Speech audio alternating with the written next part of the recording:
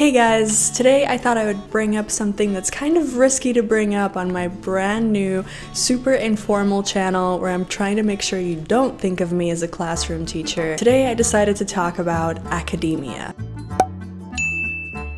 If you're watching this and you have the internet, then you likely have access to education as well. If you're struggling with social English, it might lead to some awkward situations and misunderstandings. But if you're struggling with academic English, it may prevent you from graduating, getting a degree, getting a certificate, or even getting the kind of job you want. Whether graduating and getting a degree is important is another topic for another video. I went to school for about 20 years of my life and attended 3 different colleges, and I've read, written, listened to, and spoken a lot of academic English. Peer-reviewed journal articles, funding proposals, research protocols, federal regulations, committee discussions, conference keynotes, workshops, lesson plans, essays. Let's just say I've had a lot of academic English in my life. But I remember my first encounter with it after moving to the US on my first day of school when I walked into my 8th grade math class. I'd been a math whiz up until that point, and I was sure that in this brand new world where I don't understand anything, I'll still understand math. I know that sounds like Katie's storyline from Mean Girls, and it pretty much was, except with a major language barrier. When I walked in, the first thing the math teacher did was make fun of me for mishearing her question and saying, "I don't know." You don't know your own name?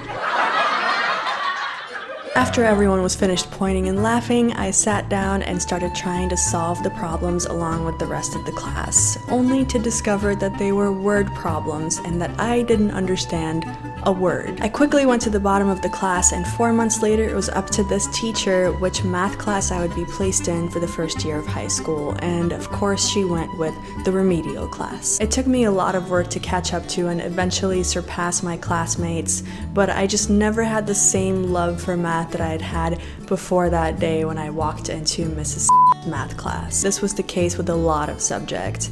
I had anticipated how hard it would be for me to socialize in a new language, but I didn't think that understanding teachers and textbooks would be even harder. I can only imagine how difficult it is for people who learn a new language at an older age and have much bigger problems than 8th grade math. So today I want to advise you to do something that I wish I had done when I was learning English, although back then it wouldn't have been this easy. Pick some topics that you're genuinely curious about and find academic materials about them. If you happen to be taking classes on subjects that you care about, that's wonderful, and I hope you're getting a lot of material already. If you're not, then I would recommend finding your own extra material, because practicing academic English outside of school can make a huge difference. If you're not taking classes in things that actually move you, you'll have to be resourceful. Find textbooks, research articles, lectures, and presentations about the things that you're interested in. Don't dismiss academia as boring. Make it unboring for yourself. If there are entire university courses about online media and popular culture,